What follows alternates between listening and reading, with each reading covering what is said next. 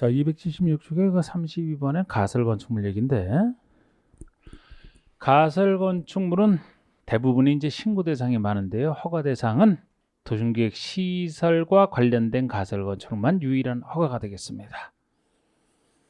둘 다 존치기간은 3년 내에 유명한 얘기고요. 기간 연장할 때 얘기 등 이제 이런 거 포함해서 봅시다. 자, 가설 건축을 건축대에 대한 선으로 틀린 거 됐는데 1번에 도심계획 시설 및 시설 예정지에서 가설 건축을 건축하는 자. 요 말 나왔을 때 도심계획 시설과 관련된 가설 건축물만 시장수 구청장에 허가를 받아야 된다. 맞습니다. 요게 허가 대상이고요. 이번에 위일의 가설 건축물은 4층 이상인 경우에는 허가를 할 수 없다. 맞습니다. 4층 이상부터는 허가 못 받아요. 그래서 제가 허가 대상인 가설 건축물은 다른 혹시 허가 기준이 나오면 그냥 이해하시면 되는데 숫자는 33 그랬잖아. 유일한 허가 대상 가설 건축물이 33하다 했던 거. 존치기한 3년 이내 층수도 3층이야. 3년 3층에서 허가받을 수 있다니까 4층부터는 허가를 못 받는 거죠. 3층까지만 허가받을 수 있어요. 3번에 재해복구 흥행 전람회 공사용 등의 용도로 가설 건축을 축조하는 자는 신고한 후 착공하라. 근데 이건 약간 좀 부정확해요. 이 말은 이거 신고 대상을 얘기하는 건데 신고 대상을 하려면 3번 재해복구 앞에 허가 대상 외에 그 말이 붙어야 돼. 그러니까 재해복구 흥행용이라 하더라도 아까 도심계획 시설이나 도심시설 예정지에서 짓는다 그러면 허가 대상이 되기 때문에 보통 이거 표현할 때 허가 대상 가설 건축물 외에 그러면서 이제 나머지 신고 이렇게 표현을 합니다. 그래야 좀 더 정확한 표현이 되고 4번에 신고해야 되는 가설줄의 존치기간은 2년이 아니고 3년 내려온다. 신고되는 3년. 다만 공사용 가설 건축물 및 공작물의 경우는 해당 공사의 완료일까지 안 한다. 그냥 그래요. 공사용 가설 건축이나 공사용이면 그 공사 끝날 때까지 써야 되겠죠, 그죠? 요건 당연히 붙어 있는데 보통이 3년이라는 겁니다. 5번에 존치기간을 연장하려는 가설 건축주는 허가 대상 가설 건축물은 존치기간 만료 14일 전까지, 신고 대상 가설 건축물은 존치기간 만료 7일 전까지 허가를 신청하거나 신고하라. 이게 기간이 끝났을 때 기간 연장을 원할 때 얘기입니다. 하나는 기간 만료 7일 전, 하나는 14일 전. 딱 2배 차이가 나요. 근데 허가가 좀 더 받기 어려우니까 허가 대상이 14일 전, 신고는 7일 전. 이것도 공장에 설치하는 가설 건축물이 나왔다면 공장에 설치하는 가설 건축은 공장 문 닫지 않아 계속 쓰기 때문에 자동 연장이라 그러죠. 자동 연장. 가만히 있으면 자동 연장이고 연장 원하지 않을 때만 원하지 않는 사실을 아까 따로 얘기해야 됩니다. 33번이 가설 건축의 건축이 허가될 수 있는 기준으로 틀린 것에 대해서 이게 허가 기준이에요. 허가 기준인데 틀린 거 찾으라는 겁니다. 철근 콘크리트조 또는 철근 콘크리트조가 아니어야 돼요. 맞습니다. 나중에 부셔야 되잖아요. 부술 때 콘크리트 좀 튼튼해서 부수기 힘들어서 그래. 이런 게 아니어야 돼서 주로 이제 조립식 이런 걸로 많이 합니다. 합판 이런 걸로. 2번 전치기간이 3년 이내일 것. 3년 이내. 맞아요. 3년 이내. 괄호 속에 이래 하나에 1년 연장할 수 있다. 뒤를 틀리게 해놨네. 3년 내에서 맞는데 허가대상 가설의 연장 기간은 도시군계획 사업이 도심계획 시설 사업이 시행될 때까지예요. 시행될 때까지. 이게 도심계획 시설과 관련된 가설 건축만 유일한 허가 대상이라고 했잖아요. 그래서 전치기간 3년은 또 맞는데 연장할 때는 그 사업이 도심계획 사업이 완성될 때 시행될 때까지 사업 시행 전까지 연장이 돼요. 1회 하나 1년이 아니고.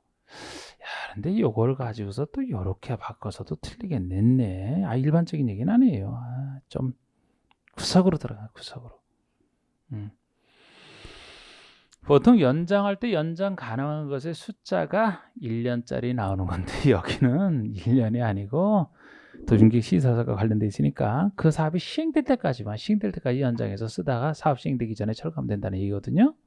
이거 뒤를 틀리게 해놨네요. 4층 이상이 아니어야 된다. 3층까지 해야 된다. 그리고 전기, 수도, 가스 등 새로운 간선 공급 설비의 설치를 필요로 하지 않아야 된다. 이것도 보통 기준 중에 하나입니다. 예를 들어 전기 시설이요.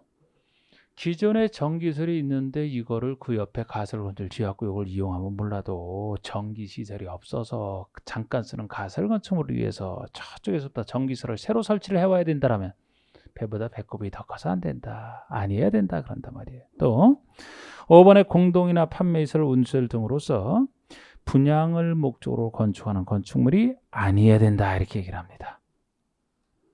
여러분 가설 건축을 갖고 분양해서 도망가면 안 되겠지, 그지? 분양을 목적으로 건축하는 건축물이 아니어야 된다 이렇게 얘기를 합니다. 이렇게. 그리고 34번은 고난도라고 붙여 있는데 고난도인 거 우리가 할 필요 없어요.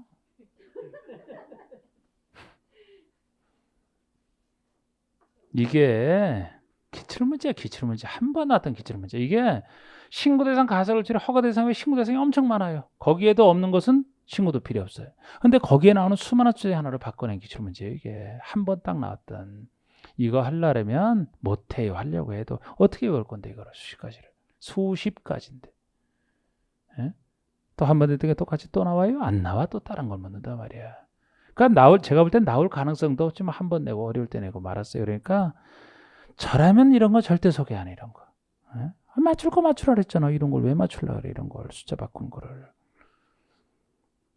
35번 올바른 인도가 아니에요. 저런 거 풀라고 하는 건. 35번에 가설수를 전치기한 연장 등에 대한 설명을 드리는 거. 연장도 아까 했는데 뭘 또 할라래나?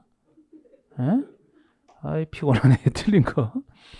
1번 시장수구청장은 가설건축의 전치기한 만료 15일 전까지 건축주에게 전치기한 만료를. 이게 행정 서비스예요. 이 건축주 가설건축은 건축주가 기간 만료를 혹시 자기가 모르고 있을까 봐 기간 만료 30일 전까지 행정청이 건축주에게 알려주라는 겁니다. 이런 것까지 왜 행정청이 하는지 몰라. 저는 개인적으로 12월 내니까 30일 전까지 알려주는 거예요. 자기가 자기 이익에 맞춰서 본인이 스스로 하면 되지. 30일까지 알려주라. 그럼 여기에 대해서 아까 7일 전 신고, 14일 전 허가 신청 이렇게 들어가는 거란 말이에요. 근데 이걸 여기서 틀리겠지만 그래요. 제가 볼 땐 별로예요. 이것도.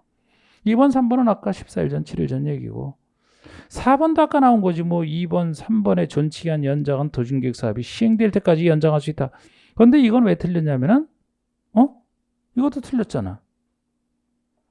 이 존치기한 연장이 도중계획 사업이 시행될 때까지 기간을 연장할 수 있다. 이게 맞으려면 허가 대상을 전제로 해서만 얘기하는 거예요. 아까 도중계획 시설 부지에서 짓는 게 가설건축이라 그랬죠?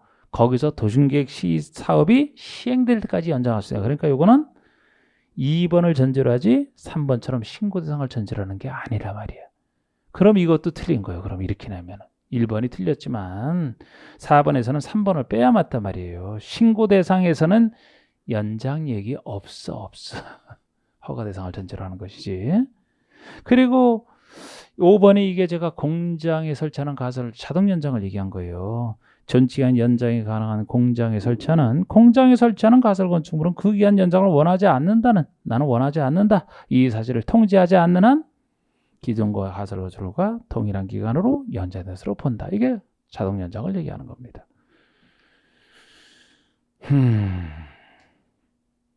36번 건축허가 거부 등에 대한 설명으로 틀린 거 됐는데, 그러니까 여러분 건축허가 거부라면 제가 아까 살짝 말씀드렸던 두 가지 허가를 합법적으로 거부할 수 있는 거, 제가 밀학시설, 숙박시설이 주거환경, 교육환경에 비춰 부족하면 거부할 수 있다 그랬죠? 그게 1, 2번 얘기야. 1, 2번 얘기. 3번은 틀리는 게 관광휴게시설은 주거환경, 교육가 부족한 것에 안 들어가요. 그래서 3번이 틀리고, 그냥 간단하게 보실 건데 그래서 내가 간단하게 하는 겁니다. 그래서 3번 틀리고 4번이 아까 얘기했던 5번이 아까 얘기했던 그 얘기예요. 이것도 독자적으로 문제 내기 어려울 걸 내는 바람에 다 풀어서 써놨잖아. 4번, 5번이 상습적으로 침수되는, 4번은 방제지구, 5번은 자연재해 위험 개선지구인데 이렇게 상습적으로 침수되는 곳이면은 지하층 등 일부 공간을 주거용으로 사는 것이 부적합하다. 그러면 허가를 거부할 수 있다. 그 얘기거든요.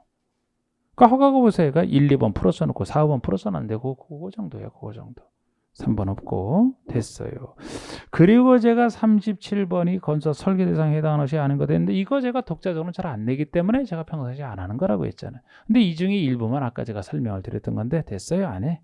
안 해 이런 거. 안 해. 38번 38번은 케이스 문제처럼 나온 건데 이런 건 이제 공부하기 좋죠. 건축법령상 A도 BC라고 나와 있어요. 그러면 이렇게 주어지는 거 제가 이걸 써먹으려고 준단 말이에요. 우리 케이스로 낼 때는. 그러면 A 도지사냐 B 시장이냐 그거를 써먹기 위해서 하는 것이고, 그러면은 이 시도 인구 50만 이하니까 그냥 보통 시를 얘기하죠. 대도시가 아니고 A도 B시의 준주거지역. 자, 준주거지역 체크하시고 여기서 300제곱미터인 대지예요. 대지 면적이 330제곱미터에 330제곱미터인 대지에 단독주택을 건축할 때 얘기입니다. 단독주택을 건축하는 경우에 대한 설명으로 틀린 것은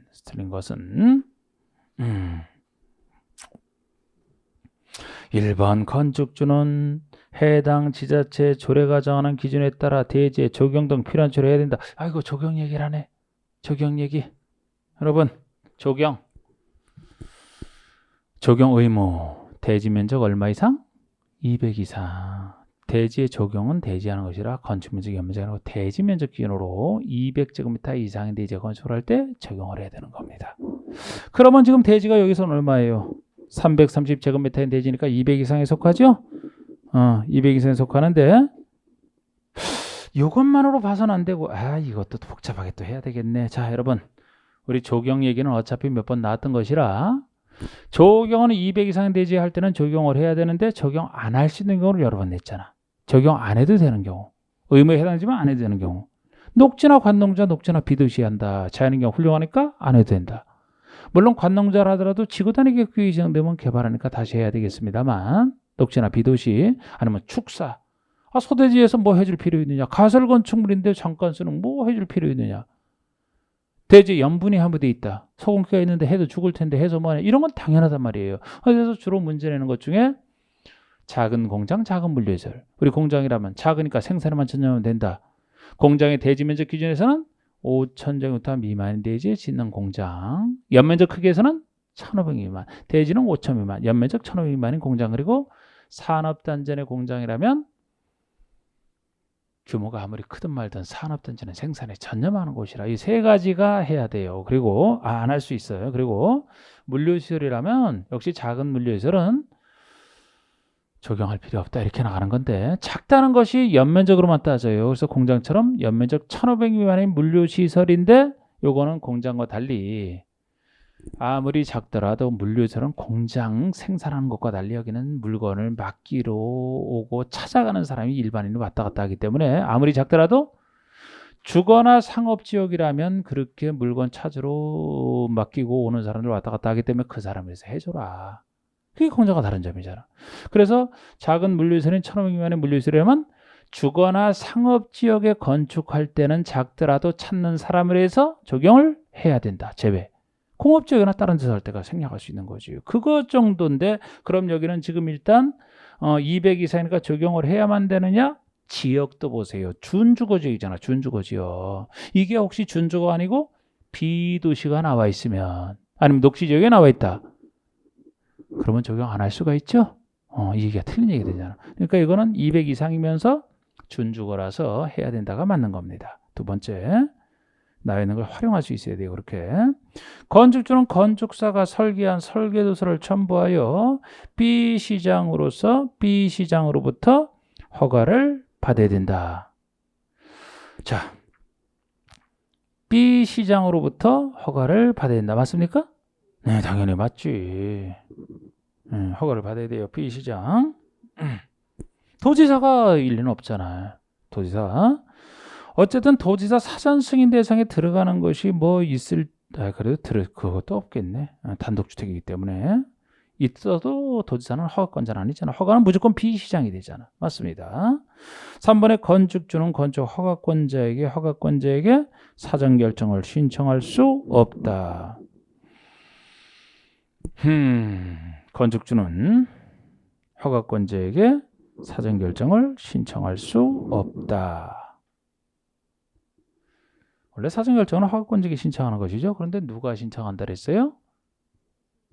허가 건축허가를 신청할 사람이 신청하죠. 건축 신고만 가지고서 신고 대상이면 신청할 수 없잖아요. 그럼 이게 이제 허가 대상을 전제로 해야 신청할 수 없다가 틀린 것이 되는데 건축 중에서는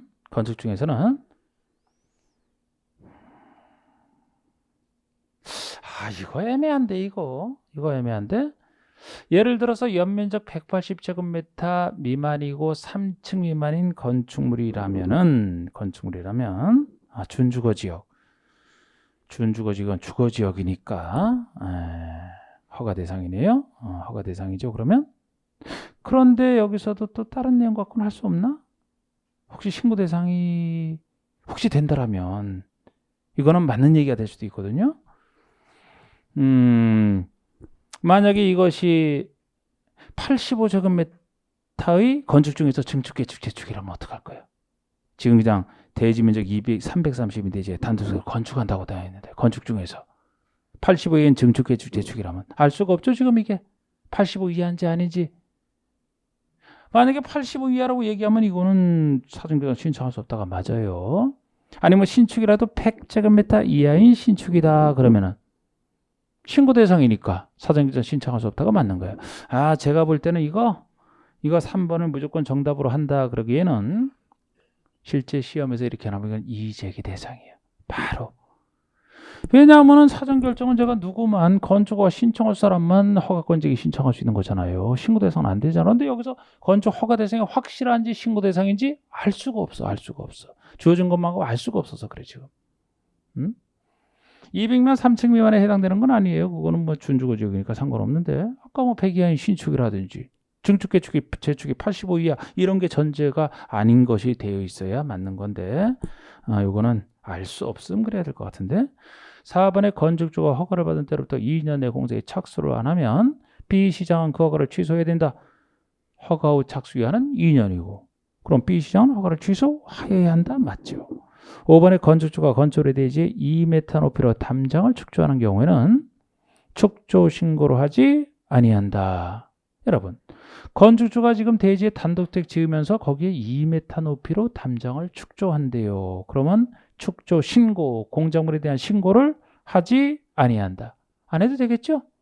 왜? 딸린 시설물로서 짓는 것이라 딸린 시설물이라 건축에 포함되지 않습니까? 그러니까 별도로 신고 대상 아닌 건 맞고요. 3번이 애매해. 그 다음에 39번이 여러분 감리에 대한 문제인데요. 이건 감리에 대한 기술적인 부분을 갖고 문제 낸 거예요. 그래서 안 할 겁니다. 안 할 거예요. 그래서 여기 감리에서는 이 정도만 알아두세요. 원래 건축적 한자를 지정하는 게 원칙인데 어느 때 허가권자가 예외적으로 직접 지정하느냐. 건축주가 직접 시공하는 소규모 건축물로서 건축주가 직접 시공을 한다면 건축주가 시공을 하시는데 이 사람이 건축주가 감자를 지정하려면 감리자는 건축주 눈치 보느라고 감리를 못한단 말이에요. 그래서 건축주가 직접 시공할 때는 허가권자가 눈치 보지 말라고 지정을 해줍니다. 그리고 또 하나가 주택의 안전성을 추구하기 위해서 허가권자라고 직접 지정하는 거라. 주택이라면 공동택이나 아파트 연립다세는 당연히 들어가고 아파트 연립다세 외에 단독에 속하더라도 강화돼서 다가구랑 다가구까지도 그 주택을 지을 때는 다중 이상인 주택이라면 허가권자가 지정하게 돼 있잖아요. 그냥 그 정도만 알아두세요. 지금 이것도 나중에 바뀐 부분에 제가 하는 것이지 감리에 대해서는 세부적인 내용은 지금까지 낸 적이 없는 부분이야. 그러니까 안 하겠다는 거예요. 원칙은 건축주가 예외적으로 허가권자 지정하는 경우는 건축주가 직접 시공하는 소규모 건축물, 건축주가 직접 시공하는 거로 건축주가 시공 안 해도 많은 사람이 사는 주택, 아파트 연립 다세대다, 다가구, 다중까지 그 정도만 알아두세요. 그 정도만. 너무 깊게 들어갈 것도 아니야. 40번의 사용 승인. 건축 틀린 거. 건축법상 착공 신고를 마친 건축물은 공사 완료 후 사용 승인을 받아야 된다. 착공 신고를 마치고 나서 공사 끝나고 결국은 착공 신고를 마치고 나서 사용 승인 받는 게 아니고 공사 완료 후에 받으래요. 완료 후에 받는 거 아닙니까? 그 점에서 맞고 2번 건축주가 건축공사를 완료한 후 그 건축물을 사용하려면 허가권자에게 사용 승인을 신청하라. 사용하기 전에 허가권자에게 신청하는 거. 3번 허가권자는 사용 승인 신청을 받은 후 7일 내에 승인을 위한 검사를 하고 합격된 건축물에 대해서는 승인서를 내줘야 된다. 제가 이건 빨라서 좋다고 한 거. 사용 신청 들어가면요. 7일 내에 사용 승인한 검사를 실시하고 7일 내 검사를 실시하고 합격했으면 승인서를 내주는 것까지 7일 내에 끝내는 겁니다. 이게 주택법에서 혹시 사용 검사를 물어봤다 그러면 여기랑 비슷하지만 거기는 15일 내에 한단 말이에요. 주택법에서는 15일 내에 합니다. 거긴 좀 더 큰 건축물이라 좀 더 길게 주죠. 여긴 7일, 그쪽에서 약 2배가 좀 넘죠. 2배에다 하루 더 하지. 15일 내에. 여기 맞고 4번에 식수 등 조경에 필요한 조치를 하기에 부적합한 시기에 건축공사가 완료된 건축물은 허가권자가 지정하는 시기까지 식수 등 조경에 필요한 조치를 할 것을 조건으로 임시사항 승인하자. 조건부 임시사항 승인도 가능해요. 조건부 가능합니다. 예를 들어 조경을 해야만 되는데 겨울에 공사가 끝났다. 겨울에 하면 조경 다 얼어 죽잖아요. 부적합한 시기에 끝났다면 허가권자가 지정하는 시기까지 내년 4월 5일까지 하라. 이런 식으로 조건 붙여서 할 수 있다. 조건 붙일 수 있고 4, 5번에 임시 사용을 내준다. 완료된 부분을 먼저 쓰고자 할 때 받는 게 임시 사용 승인이잖아요. 2년 내로 합니다. 일상화니까 2년 또 써먹는 거지. 2년 내로 하되 맞아요. 허가권자는 대형 건축물 또는 안방공사 등으로 인해서 공사기간이 긴 건축물에 대해서는 1회 안에 1년 연속. 이것도 이분은 참 이런 거 좋아하시고 예배를 바꾸는 거를.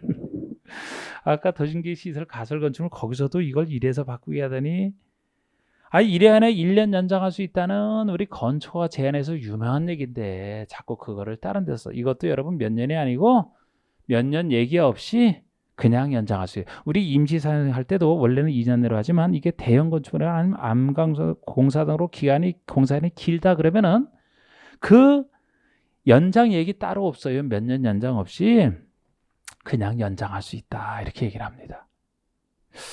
근데 그걸 바꿔서 틀리긴 했네. 그러니까 제가 연장할 때 몇 년은 다 1년 그랬는데 이건 연장 자체에서 아예 이런 제한이 없는 거거든. 그냥 연장할 거.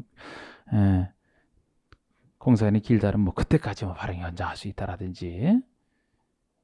41번의 건축물상 사용 승인 전 건축물이 사용한 경우가 아닌 거. 사용 승인 원래 받고 써야 되는데 사용 승인 전에 예외적으로 사용 가능한 경우는 있죠. 그런 경우가 아닌 거. 신청서를 받은 때로부터 7일 내에 승인서를 교부 안 했대요. 그럼 이거는 승인서를 원래 7일 내에 내줘야 되는데 안 내준 허가권자 잘못이잖아요. 허가권자가 안 내줬기 때문에 정식 사용 승인 없이 쓸 수 있습니다. 요거랑 임시 사용 승인 그 두 가지가 주로 그렇잖아요. 이번에 기간을 정해 임시 사용 승인 받았다면 임시 사용 승인 받았으니까 정식 사용 승인 없이 쓸 수 있다. 3번에 허가권자 협의한 공인건축물이면 아까 국가지자체가 허가권자 협의하면 그냥 사용 승인에 대한 규정을 적용 안 한다 그랬죠? 정식 사용 승인서 자체가 없어. 그거 없이 쓸 수 있는 거예요. 그래서 통지는 해야 되겠지만. 그리고 건축 허가를 받은 가설 건축물. 5번에 축조 신고한 가설 건축물. 여러분 그러니까 이것은 사용 승인 대상을 갖고 묻는 거예요. 우리 사용 승인 대상이 어떤 건축물의 공사를 끝난 후에 사용 승인을 받아야 되느냐? 일반 건축물은 허가 신고 대상 다 들어가는데 가설 건축물 중에서는 허가 대상 가설 건축물까지 사용 승인 받는 것이지 가장 넷 중에 가장 간단한 신고 대상 가설 건축물인 5번 같은 경우는 사용 승인 받지 않고 그냥 쓰는 거 너나 간단한 것이라 결국 그래서 답이 4번이 되는 거예요. 일반 건축물 허가 신고 대상 다 사용 승인 받아야 되고요. 가설 건축물에서 허가 대상까지는 사용 승인을 받고 써야 됩니다만 신고 대상은 5번이 아닌 겁니다. 그래서 답이 4번이 되는 것이고 42번 건축법률상 건축 공사 현장 안전관리 예치금에 대한 조문 내용이다. 가로세에 들어갈 내용을 바르게 나열한 것은 이거 작년 문제인데 이것도 맞춰야 되는 문제지. 여러분 여기서 공사 착공 신고하고 들어갔어요. 허가 대상 건축물, 건축 허가 대상 건축을 짓는 사람에게 인정하는 의무인데 착공 신고하고 공사를 들어갔다가 공사를 중단하게 따르면 안전을 위해서 건축물의 공사 현장을 안전하게 관리할 책임은 다 지웁니다. 근데 책임질 사람이 책임 안 질 때 대비해서 공사 현장 안전관리 예치금을 부과할 수 있는 건데 이 예치금은 보증금 성격이라 공공기관 등에는 예측은 부과 못하는 건 모든 보증사업의 공통점이라고 했고, 여기선 숫자 한번 냈던 것이 어느 정도 되는 건축에 해서 얼마 정도를 부과할 수 있냐, 그걸 낸 거예요. 숫자 문제로. 1000 이상이야. 1000 이상. 조금 넓으면 된다. 1000 이상, 1000 이상 건축물에 대해서 어느 정도 부과할 것이냐, 공사비의 1%란 말이에요. 1% 내에서 예측하게 할 수 있다란 말이에요. 1000일이야. 1000일. 조금 넓은 1000 이상, 한도는 공사비 1%, 공사 현장 안전관리 예치금은 많이 거둘 필요 없어요. 현장 안전에 관련된 돈 얼마 안 들어가. 펜스 쳐놓고, 사람들 술 취한 사람 못 들어오게 펜스 쳐놓고, 밤에 또 어디 빠질까봐 불 밝혀놓고, 그 정도이기 때문에 공사비 1% 넘을 수 없어. 1% 범위 내에서 1000일 다 1이다 이래서 했던 거. 그 문제예요. 그냥 그 문제. 근데 안전관리 예측에 대해서도 요거 이때 30회 때 처음 나온 건데, 예를 들어 작년에 했던 그 백선자료 보면 여기도 안전관리 예측은 요거 하나만 딱 적어놨단 말이에요. 1000 이상일 때 1%. 딱 나왔지. 맞춰야 되는 거예요. 지금 이것만 맞춰도 벌써 아까서부터 포함해서 이상한 거 틀려도 합격이란 말이에요. 작년 거. 아까 30회 문제만 따져보면. 따라 뒤에서 어려운 거 틀려도 상관없다니까요. 43번 이제 아이고야. 이거 건축물의 유지 관리에 대한 얘기죠? 이거 없애세요. X. 지금은 건축물 내용 아니에요. 이게 건축물 관리법이 들어가면서 지금 건축법에서는 건축물을 짓고 사용 승인 받는 것까지 나와 있지, 지은 상태에서 유지 관리에 대한 얘기, 기존 건축에 대한 얘기 싹 삭제된 거예요. 어디로 갔느냐? 건축물 관리법으로 갔기 때문에 금년 4월부터 시행이 됐잖아. 이미 작년에 바뀐 상태에서. 이거는 문제화시키면 안 돼. 없습니다. 찾아봐도 없어요. 찾아보지 마서. 요약서에서 있으면 저는 다 반영했잖아. 없어.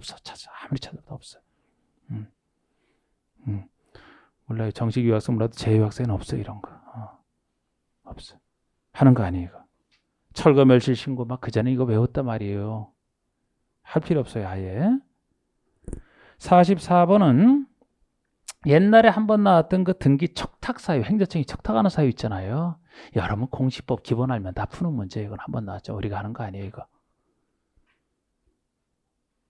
등기 신청 사유에 척탁 사유 구별하는 거 있잖아. 넘겨보세요. 45번. 참 고맙게 요것도 이게 27회 때 기출인데, 이게 지금은 없어진 얘기. 삭제. 엄청 좋아하시는 것 같네. 진짜. 이거 풀 때 이런 거 고민해서 풀었어요? 그래서? 모르면 풀지 말라 그랬잖아. 이거 삭제, 이거. 이게 당직의 철거 멸실을 구별하는 문제였는데, 지금 삭제됐어요, 지금 이거. 이분이 쓰신 기본서에도 이 얘기 없을 거예요. 아마 철거 멸실 찾아보세요. 없지. 이런데 기본서에 했는데 왜 문제집을 안 바꿔놨어? 문제집이 없어야 돼, 이거. 46번. 대지의 적용에 대한 설명으로 틀린 거.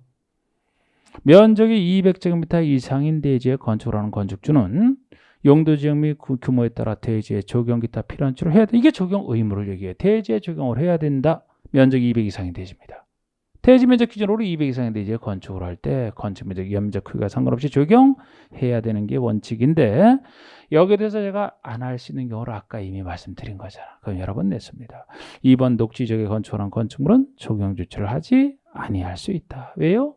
녹지지역, 녹지나 관농자, 녹지나 비도시는 자연경 자체가 훌륭한데 무슨 인간에는 적용 뭐라고?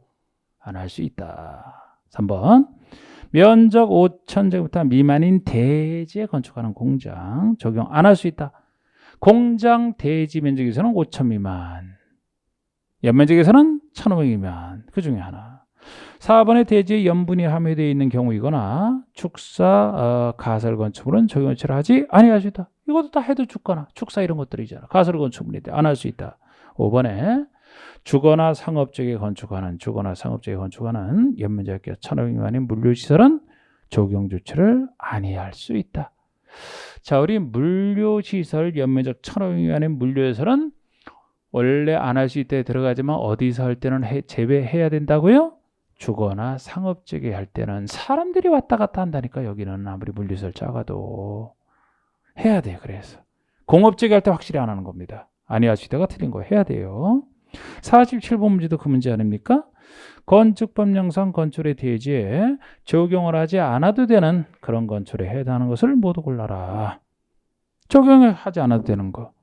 면적 5천 미만인 대지에 건축하는 공장. 대지 면적 5천 미만. 그 아래 연면적기가 1,000호 미만. 그 아래 산업단지 공장. 셋 다예요, 셋 다. 공장 세 가지 이거. 48번. 도로에 대한 설명으로 틀린 거. 우리 대지에 들어간 게 소리 도로 개념 있잖아, 도로. 보행이 불가능한 자동차 전용 도로는 이 법에 의한 도로가 될 수 없다. 없다. 여러분 도로 개념의 원칙이 뭐예요? 보행과 자동차 둘 다 가능한 너비는 4m 이상 차는 교차돼야 되기 때문에 너비 4m 이상의 각종 도로뿐만 아니고 예정도로까지 포함한다. 이게 원칙인데 다시 예외 두 가지가 있잖아요. 계단식 도로처럼 계단으로 만들어진 도로처럼 사람은 다닐 수 있지만 자동차 통행이 불가능한 도로도 너비 3m 이상이면 인정하는 예외가 있고 막다른 도로가 있잖아. 막다른 도로 그죠? 막다른 도로의 길이에 따라 폭, 길이가 10m 미만, 10에서 35 미만, 35 이상에서 각각 요구되는 폭이 2, 3은 6 낸 적 없지만 그것도 막다른 도로. 그런데 이렇게 계단식 도로처럼 사람은 다닐 수 있는 차량 통행 불가능한 도로는 있어도 여기 건축상 도로 개념은 대지도로의 관계에 관련된 얘기이기 때문에 지금 1번 질문처럼 보행이 불가능한 도로라면 최소 보행은 가능해야 된다 그랬잖아. 자동차 전용 도로처럼 차는 다닐 수 있지만 보행이 불가능하다면 이런 도로에 접해봤자 소용없다 그랬잖아요. 요거는 도로 개념이 예외를 인정해도 아닙니다. 될 수가 없다. 이런 도로에 접해봐서 소용없어요.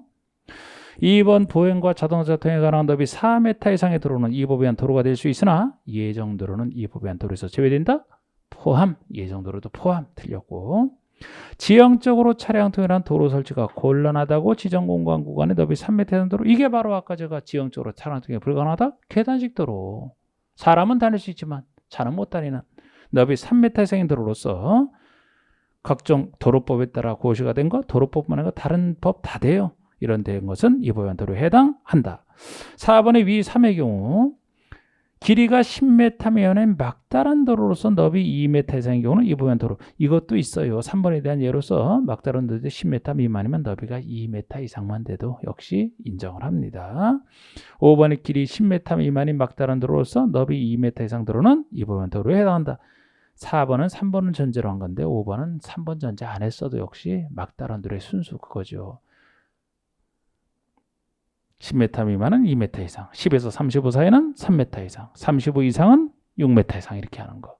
낸 적은 없어. 그런데 49번에 대지도로의 관계 규정에 대한 설명. 하여튼 자 대지도로 관계 여러분 아까 이게 전면적으로만 적용되는 규정이다라고 했는데 이게 하여튼 강론 파트에서 유명한 규정이에요. 전면적으로만 적용되는. 자 이거 한번 해봅시다. 대지는 도로의 원칙 얼마 접해야 된다 그랬어요? 2m 이상. 2m 이상. 여기서 건축물 짓고 사는 사람이 최소 2m 이상 접하고 있어야 도로는 4m 이상이 되지만 접하는 분이 2m만 들어왔다 나가기만 하면 돼. 차도 들어왔다 나가면 되지 이웃집차랑 교차할 필요는 없다. 2m 이상이라고 합니다. 근데 이제 2m 이상 원래 접해야 되지만 2m 이상 안 접해도 되는 경우는 다 왔을 때 그냥 상상하시면 돼. 나오는 대로 그죠? 출입에 지장이 없다고 뭐 판단한다라든지 건축물 전에 광장공원, 유원지 등 건축이 금지된 공지, 건축이 금지되어 있으면서 공중통행이 가능하다면 직접 접하지 않아도 다닐 수 있다 그랬죠? 광장 등을 통해서. 그럴 때는 이렇게 2m 이상 안 접해도 되고 또 하나 아예 건축물 중에서 농막? 농막은 주거용 건축이 아니죠. 그죠? 농막은 농지에다 설치하시는 농민들이 어떤 휴게용으로 쓰는 걸 얘기합니다. 그렇기 때문에 농막 같은 경우도 직접 접할 필요 없다. 예외고 접하지 않아도 되는 예외 들어가고 이번엔 접하지 않아도 되는 경우를 보셨지만 더 많이 접해야 되는 예외까지 있잖아. 여기 들어서는 건축의 연면적이 넓다는 거예요. 넓으면은 여러 세대가 살 테니까 이거 갖고는 안 돼. 근데 넓다는 기준이 예외 인정을 넓다는 기준이 2000제곱미터 이상을 주로 얘기하잖아요. 2000 이상, 2000 이상. 근데 우리 2000 이상 그래서 제가 원칙만 놓고 오면은 여기서도 원래는 2000 이상이지만 예외 공장이라면 3000 이상, 3000 이상. 축사 작물 재배사라면 2000 이상이더라도 축사 작물 재배사는 얘네들이 왔다 갔다 하는 거 아니기 때문에 축사 작물처를 관리하는 사람만 왔다 갔다 하기 때문에 원칙으로 돌아가서 2m 이렇게 제외가 되죠. 그죠?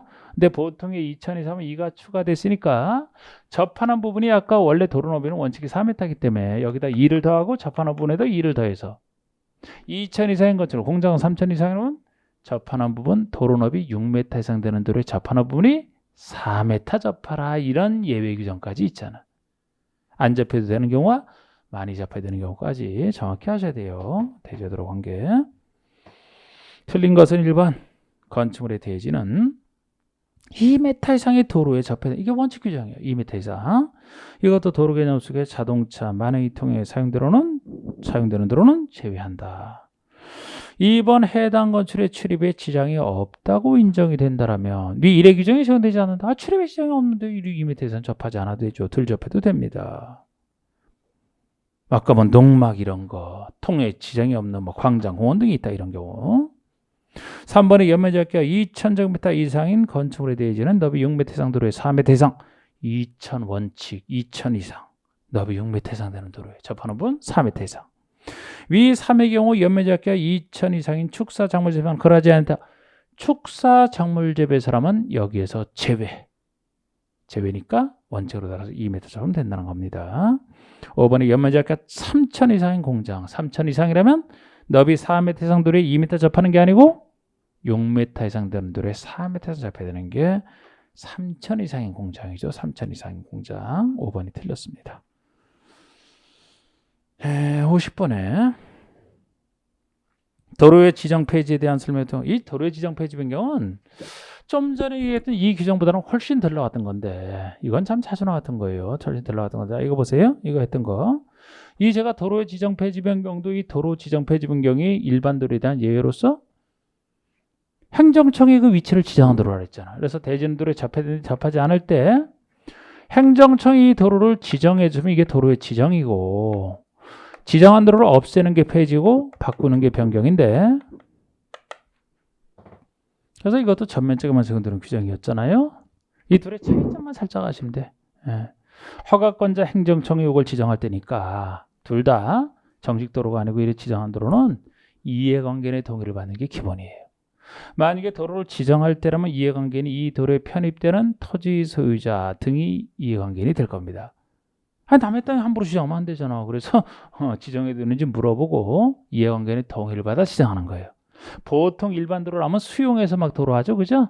이건 그냥 동의만 받으면 된다 말이에요. 간단하게. 폐지 변경할 때도 마찬가지예요. 이 도로에 편입된 토지소유자뿐만 아니고 이 도로를 이용하는 사람이 다 이해관계인인데 폐지 변경할 때는 이해관계인의 동의를 얻어야만 되는 거예요. 여기는 도로에 편입되는 토지소유자만, 여기는 도로 이용하는 수많은 사람이기 때문에 지정이 폐지 변경보다는 좀 더 쉬워요. 이게 어렵고. 그렇기 때문에 둘의 차이가 어떤 차이겠냐. 이해관계인의 동의를 얻는 건 다 똑같은데 지정할 때는 이해관계인의 동의 없이 지정할 수 있는 건축의 심의만 거쳐 할 수 있는 동의 없이 지정할 수 있는 예외가 존재해요.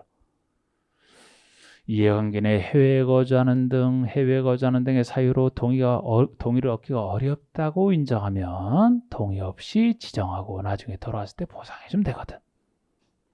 또 하나가 이미 주민들이 장기간 사실상 통로로서 이용해 오고 있었더라면 주민들이 계속 장기간 이용해 왔으니까 여기 이해관계는 묵시로 동의한 것이나 다름없다.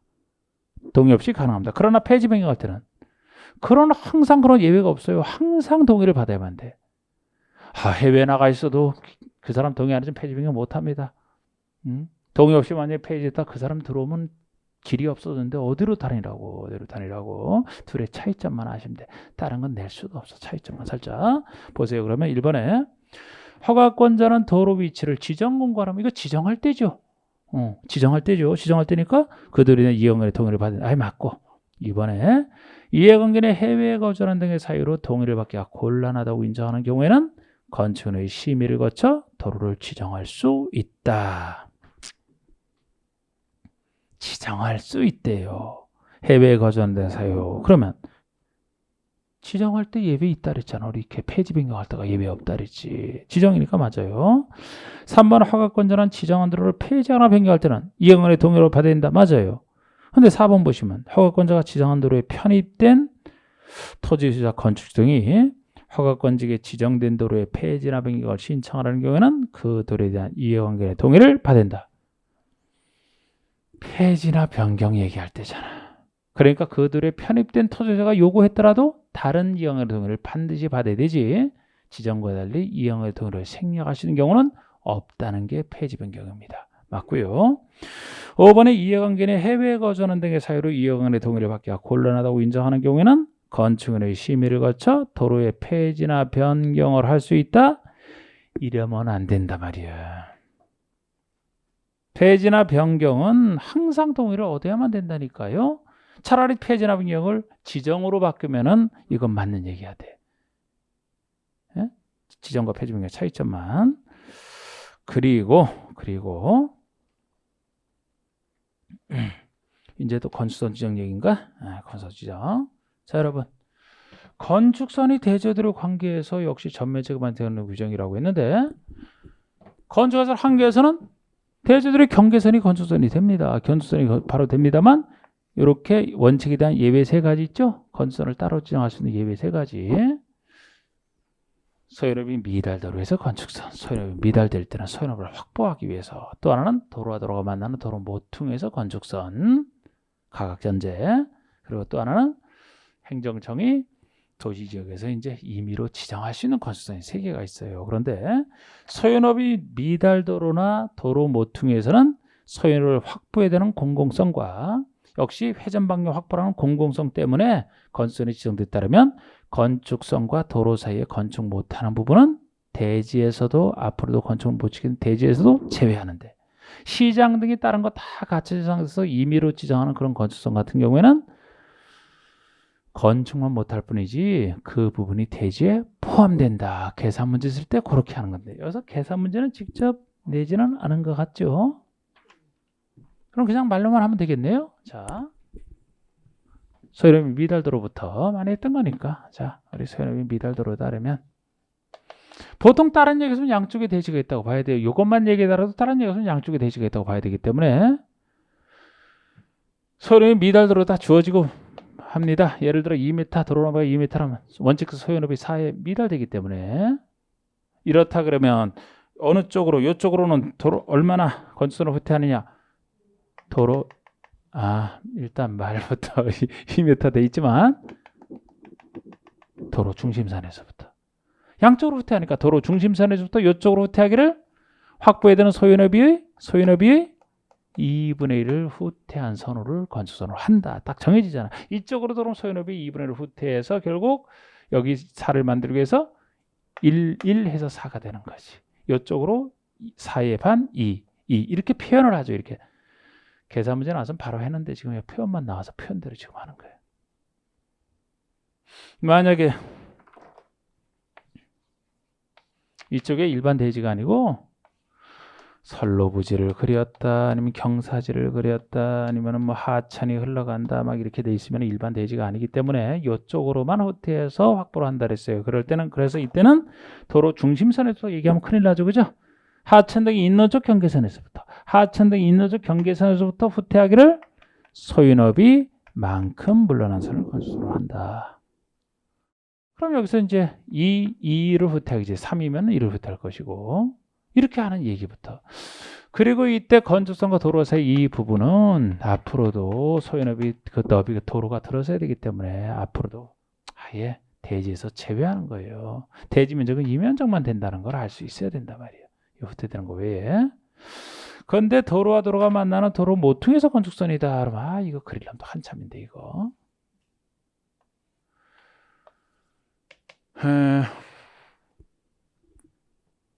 그건 출제빈대 위해서 설명할 건 좀 더 있어요. 우리가 확실하게 설명하면 이렇게 되잖아. 도로와 도로가 만나는 곳에서 여기도 대지가 있고 여기도 대지가 있고 여기도 대지가 있는데 여기 대지에서 문제가 되는 거예요. 여기서 원래대로 이렇게 대지를 경계선대로 건축을 하게 되면 회전할 때 회전 방향 걸려갖고 회전을 못 하거든 걸려서. 그래서 이 도로와 폭에 따라서 교차점으로부터 얼마를 띄우느냐 하는 거에서 띄운 두 점을 연결한 선이 건축 이렇게 하고 이게 대지에서도 회전 방향으로 빠진다는 얘기인데 이 도로는 너비 4m 이상 8m 미만의 도로가 만날 때고 여기도 4m 이상 8m 미만의 도로가 만날 때 어느 한쪽 도로라도 8m 이상 되는 넓은 도로라면은 회전방향 없고요 문제가 없어서 제외예요. 그리고 도로가 만나는 교차 각도 120도 미만일 때 문제가 되지 여기처럼 완만하게 120도 이상 되면 회전방향 문제가 없다 그랬죠. 전제 조건이 그래요. 그냥 8m 미만인 도로가 만날 때 4m에서 8m 미만 교차각이 120도 미만일 때 적용인데 우리가 여기서 수로 계산 문제를 낸다면 도로가 만나면 90도 각도밖에 못 낸다 그랬잖아요. 90도 각도일 때 이 도로가 나오면 교차점으로 또 똑같은 도로 경계선을 따라 후퇴한 두 점을 그려놓고 두 점을 연결한 선이 건축선 이것이 대지에서 제외된다는 걸 알아야 되기 때문에 이거 할 때 얼마나 후퇴하는지를 알아야 되는데 제가 후퇴할 때 90도 각도만 놓고 본다면 어떤 도로와 어떤 도로가 만날 때 각도 90도에서는 얼마를 똑같은 거를 후퇴할 것이냐 이거 생각나세요? 4에서 8 중에서 6m 이상 8m 미만 큰 도로 4m 이상 6m 미만 작은 도로 이렇게 놨을 때 얼마 후퇴하는 거예요? 큰 도로 만날 때 6에서 8 사이에 있는 것이 만날 때 3m를 양쪽으로 후퇴하고 나머지는 다 2m. 만약에 90도가 안 되는 경우라면은 큰 도로 만들 때 4, 큰 도로, 작은 도로 3, 작은 도로, 2인데 90도 각도만 물어보기 때문에 90도가 포함된 경우는 6에서 8짜리가 만날 때만 3을 후퇴하고 나머지 다 2를 후퇴한다 이렇게 했던 거. 그걸 알면 푸는 문제고 그때 제외된다는 것이고 만약에 다 정상적으로 갖춰졌는데 이것이 소유업이 미달도로도 아니고 도로가 만나는 도로 모퉁이가 적용되는 것도 아닌데 그럼 원래는 자동적으로 지정되는 경우는 없는데 시장 건설소생 이건 단 도시지역에서만 도시정비에서 필요하다라면은 도시지역에서만 4m 내에서 별도로 지정할 수 있고 안 할 수도 있어요. 이거는 정상적 도로에 접하기 때문에 만약 건설이 지정되면 건축선에 의한 건축 제한은 당연히 받죠. 건축선을 침범해서 못 지으니까. 그런데 이 부분이 아까랑 달리 대지 면적에 포함된다는 것이니까 대지는 이 면적으로 봐야 되는 겁니다. 요건데 이게 건축선 지정이고 그럼 건축선에 의한 건축 제한까지 해야 되겠네. 여기다가 그럼 여기든 여기 대지에 건축을 할 때는 건축이나 담장 자체가 건축의 수직면을 넘어서는 안 되죠? 그럼 침범하게 되니까 근데 지표 아래 지하는 넘어도 상관없다. 지하는 넘어도 상관없어요. 지하로 사람이나 차다니는 거 아니니까 넘을 수 있다 받고 이때도 건축이나 담장 자체는 우리 건축에 설치하는 출입구나 창문 같은 거 여닫이로 설치하는 게 되느냐 다닫생 해제지만 열었을 때 침범하는 거죠. 이렇게 설치하는 게 되느냐 안 되느냐 도로면으로부터 높이 육교 높이 4.5 도로면으로부터 육교 높이 4.5m 이하까지는 그런 출입구나 창문이 열고 닫을 때 수직면을 넘지 않는 구조로 해야 돼. 넘으면 안 돼. 근데 4.5m 넘어서는 와서 부딪힐 사람이 없다 그랬죠? 넘어도 된다. 그게 건축선이나 건축 제한입니다. 일단 여기까지 했는데 봅시다. 우리 51번에 도시지역에 건축하는 건축의 대지와 도로에 대한 설명을 틀은 거 됐는데 도시지역에 짓는 걸 지금 전제해서 풀어라는 얘기예요. 연면적가 3,000제곱미터인 공장이 되시는 그럼 3,000이니까 3,000 이상이 딱 들어가네 공장? 그럼 너비 6m 이상 되는 도로에 4m 이상 접해야 된다? 맞는 얘기입니다. 2번 쓰레기로 매립된 토지에 건축물 건축할 때는 성토, 지방계량 등 필요한 조치를 해야만 된다. 못 짓는 게 아니고 필요한 조치하고 지으라는 얘기잖아요. 군수는 건축의 위치나 환경을 정비해서 필요하다고 인정하면 2m 이하에서 따로 지정할 수 있다. 이게 건축선의 별도 지정 건축선이네. 할 수 있다. 이거 의미죠. 그러면 군수는 어디에서? 도시지역에서. 그런데 우리가 지금 물은 게 51번에서 도시지역을 물으니까 가능한 거예요. 4m 내에서 2m가 틀렸네. 애초에 51번 물을 때 비도시지역을 표현해놨다면 어차피 이건 틀린 것이고 도시지역이지만 틀린 것은 숫자가 틀린 거죠. 여기서는. 자, 이미 지정 건축선은 도시지역에서만 4m 내에서 지정할 수 있다는 거죠. 2m가 아니고 틀렸고 4번의 담장의 지표 위에요. 지표 위 부분은 건축선의 수익면을 넘어서는 안 된다. 위에 부분은 넘어서는 안 된다. 아랫부분은 넘어도 된다. 5번에 공장 주변에 허가권자 인정한 공진 광장이 있다라면 연면적이 1000제곱미터인 공장의 대지는 도로의 2m에서 접해 연면적이 1000이면 3000 미만이기 때문에 원래 2m 접해야 되는 거 2m 접할 때 광장 공원 등이 있다 그러면은 직접 접하지 않아도 된다 그랬죠? 그래서 그 얘기입니다. 52번 건축선 지정에 대한 설명으로 틀린 거 1번 건축물과 담당한 건설의 수직면을 넘어서는 아니 된다. 다만 지표 아래 부분 지하는 그러하지 않다. 즉 넘어도 된다. 맞고요. 유명한 얘기입니다. 도로면으로부터 높이 4.5m 이하. 도로면으로부터 4.5m 육교 높이니까 대지가 아니에요. 도로면으로부터 4.5m 이하에 있는 출입구나 창문 이와 유사한 구조물은 열고 닫을 때 여다지 열고 닫을 때 건축의 수직면을 넘지 아니하는 구조로 하라. 이게 아까 설명한 그 얘기잖아. 넘지 않는 구조로 해야 돼. 4.5m 넘어서는 괜찮습니다. 3번에 소요너비에 못 미치는 너비의 도로다. 소요너비 미달 도로죠. 그러면 어디서부터? 다른 얘기 없으면 그 중심선이잖아. 도로 중심선. 양쪽으로 후퇴하니까 도로 중심선으로부터 그 소요너비의 2분의 1의 수평거리만큼 물러난 선을 건축으로 한다. 4번에 위 3의 건축선과 도로 경계선 부분은 건축하지 못하는 이 부분은 대지 면적이 포함? 제외죠. 제외되지. 시장 등의 별도 지정 건축선에서만 이 부분이 포함된다 했잖아요. 소유너비 미달과 도로 모퉁이선 제외가 됩니다. 제외. 5번이 바로 자치자치도 시장구청장은 시가 제한에서 건축의 위치나 환경을 정부에서 필요하다고 인정하면 도시지역 안에 4m 이하에서 건선을 따로 지정할 수 있다. 도시지역에서 4m 내에서 이미 지정. 맞아요. 4번만 틀렸습니다. 53번. 도로 모퉁이의 건축선 도로 만나는 도로 모퉁이에서 건축선 지정에 대한 설명으로 틀린 것도 있는데 도로 모퉁이에 위치한 대지의 도로 모퉁이 부분의 건축선은 그 대지에 접한 도로 경계선의 교차점으로부터 각각의 도로 경계선에 따라 일정 거리를 각각 후퇴한 두 점을 연결하는 선으로 한다. 맞아요. 이거. 이 일정 거리가 아까 90도 이상, 90도 포함되는 이상에서는 6에서 8, 6에서 8 만나면 3, 나머지는 다 2 후퇴하다 이런 얘기죠. 이번에 너비 8m 이상이거나 또는 4m 미만인 도로에 접한 대지는 도로 모퉁이의 건수선 지정에 대한 규정을 적용하지 않는다. 그렇죠. 어떤 도로가 만날 때요? 4m 이상, 8m 미만의 도로가 만날 때니까 8m 이상 또는 4m 미만 도로라면 적용이 안 되겠죠.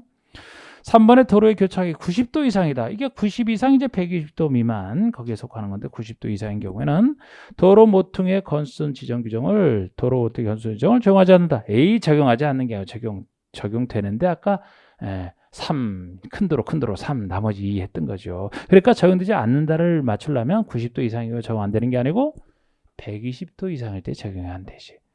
교차각은 120도 미만일 때 적용되는데 제가 그 중에서도 90에서 120 아니면 90 미만 둘로 나누는 거 아닙니까? 120도 이상일 때 적용 안 되는 거죠. 90도 이상 적용 아니에요.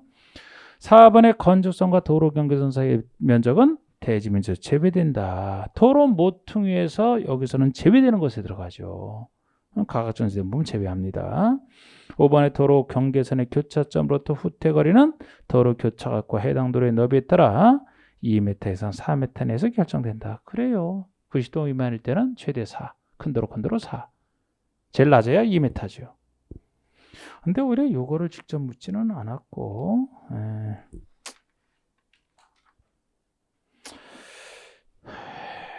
54번. 건축물이 있는 대지의 분할 제한 기준 면적이 가장 큰 거. 자, 이게 건축물이 있는 대지가 일정한 면적에 미달되게 분할하는 것을 금지하는 그 규정인데 분할 제한 기준 면적 좀 냈던 거 이거 생각나십니까? 기준 면적이 인생 주기 60 주거지역과 주상공록 해놓고 기타지역 이렇게 해놓은 상태에서 주거지역과 기타지역 주기 60 공업지역 상업지역 공상 15야 밝은 달 150 녹지 200 이상 중에서 조례가 정하는 거기를 이제 초과하면 안 되는데 최소 그 기준 면적을 여기서 생각하시면 돼요. 그래서 1번 가장 큰 것이니까 자연 녹지는 녹지 지역 중 하나고 녹지라면 200이나 시인이 녹지에서 살 것이다 했던 거. 준주거는 주거지역이죠. 주거지니까 60이고 3번 중심 상업지역 4번의 중공업 공업지역. 그럼 3, 4번이 공업과 상업지역이니까 공상 150이란 말이에요. 일반 주거가 60 이래야 되고 주거지역이니까 60. 이렇게 따졌던 것이고요.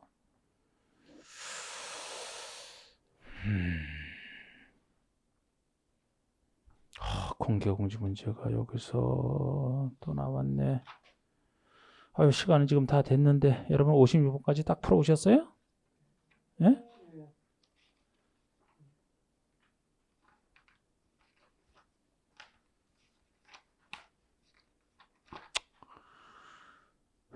다 풀어오셨겠지만 오늘 여기까지 하겠습니다. 여기까지 54번까지. 예. 우리가 뭐 시간이 뭐 부족한 것도 아닌데, 예? 뭐 거의 더 나갈 필요 없어. 또 공개공지 하려면 또 한참 설명해야 될 것 같은데. 예. 그리고 다음에는 대충 뭐 주택법에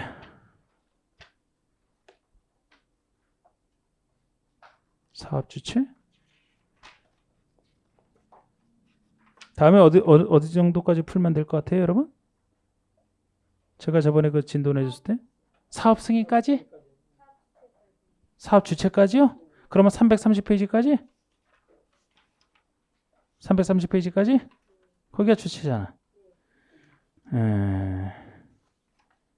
그래요? 그 정도면 되겠네요. 예. 거기까지 풀어오세요.